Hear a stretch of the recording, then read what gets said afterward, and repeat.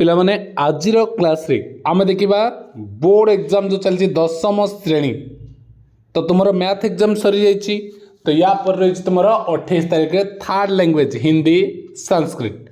तो जो third language Sanskrit रही तार को टाइप रो क्वेश्चन तुमरो आसीबो बा तार क्वेश्चन पैटर्न कोन सबटु इंपोर्टेंट होछि हमरो सेटा जे आमे जानिबा दरकार हमरो को टाइप रो क्वेश्चन आसीबो।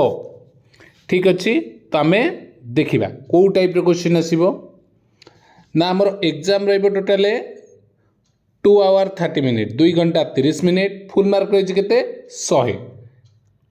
तो तुम्हें जान पूर्व भली सबुथिरे एमसीक्यू रहिबो 50 टी।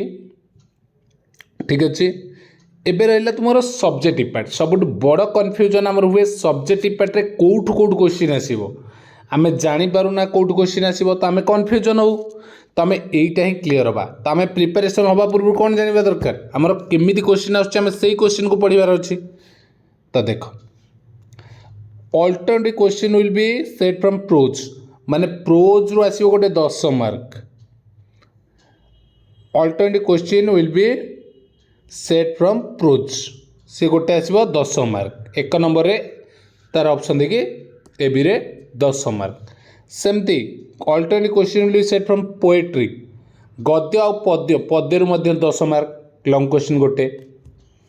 ओके तृतीय रे तुमर अछि कोन अनुच्छेद अनुच्छेद पड़िबो 5टी प्रत्येक 2 मार्क अनुच्छेद जो 5टी अछि 2 मार्क लेखा 10 मार्क। सेमती रहिला ट्रांसलेशन ट्रांसलेशन तुमर 5टा रहिबो 2 मार्क गोटाक 5टा कहले 5 गुणे 10 तो 10 10 20 30 40 गला। आउ 10 मार्क रहिबो कोन सेंटेंस फॉर्मेशन माने वाक्य गठन 5टा रहिबो वार्ड देथिबो ताकू तुमे वाक्य गठन करिवो। तो प्रत्येक क्वेश्चन 2 मार्क 5टा को 10 मार्क।